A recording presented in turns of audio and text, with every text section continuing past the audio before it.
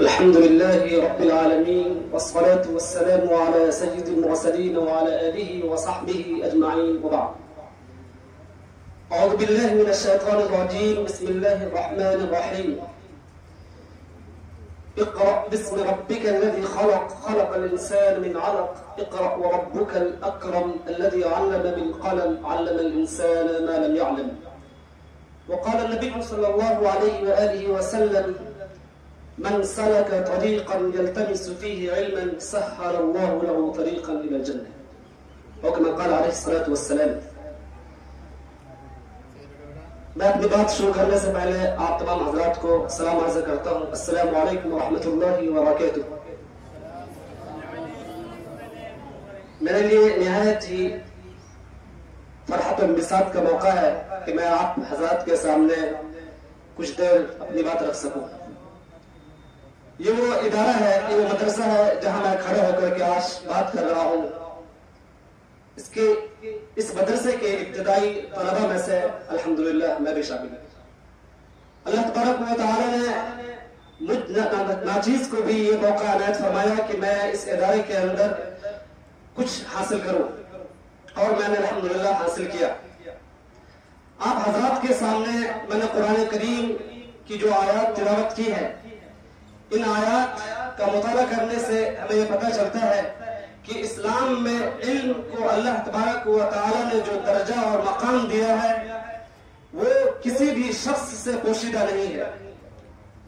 اسلام کو گویا کہ دین العلم ہے، یہ علم کا دین ہے.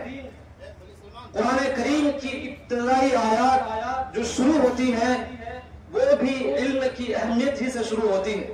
اللہ تبارک و تعالی نے کسی اور چیز پر روشنی نہ ڈال کر کے قرآن کریم کا جو نزول اور ابتدا کیا، وہ چند آیات جس کی میں نے تلاوت کی، ان میں بھی اللہ تبارک و تعالی نے علم کی اہمیت کو اجاگر کیا اور یہ فرمایا کہ پڑھو، تمہارا رب نہایت ہی کریم ہے.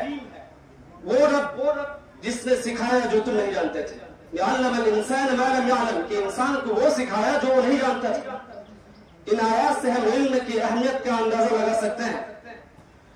آپ علم کی اہمیت کا اندازہ بدر کے اس واقعے سے بھی لگا سکتے ہیں کہ جب بدر کے موقع پر کفار قید کر لیے گئے، ان میں سے جو فدیہ دے کر چھوٹ گئے تو چھوٹ گئے، اور جن کے پاس فدیہ نہ ادا کرنے کی وسعت تھی تو ان کو نبی کریم صلی اللہ علیہ وسلم نے یہ بتایا کہ وہ ان مسلمانوں کو علم سکھائے جو نہیں جانتے تھے. ان کا فدیہ کیا مقرر کیا کہ وہ بچوں کو تعلیم دے، علم سکھائے. علم کی اہمیت کا اندازہ اس بات سے لگا سکتے ہیں کہ نبی کریم صلی اللہ علیہ وسلم نے علم کی اہمیت پر روشنی ڈالتے ہوئے فرمایا کہ من سلک طریقا یلتمس فیہ علما سہل اللہ لہ طریقا الی الجنہ، کہ جو شخص بھی علم کی تلاش میں کسی بھی راستے پر چلے گا، اللہ تبارک و تعالی اس کے لیے جنت کا راستہ آسان کر دے گا. میرے عزیز دوستو، علم کیا ہے؟ علم روشنی ہے، علم زندگی ہے، علم معرفت الہی کا سب سے بڑا ذریعہ ہے. علم انسان کو وہ دیتا ہے جو وہ نہیں جانتا ہے. علم کی اہمیت پر اللہ تبارک و تعالی نے روشنی ڈالتے ہوئے فرمایا قل هل يستوي الذين يعلمون والذين لا يعلمون، کہ آپ کہہ دیجئے کہ جاننے والا اور نہ جاننے والا یہ دونوں برابر نہیں ہو سکتے ہیں. جس طریقے سے بینا اور نابینا، اندھا اور وہ شخص جس کے اندر روشنی ہے، وہ دونوں برابر نہیں ہو سکتے ہیں، ایسے ہی جاننے والا اور نہ جاننے والا، عالم اور جاہل برابر نہیں ہو سکتے.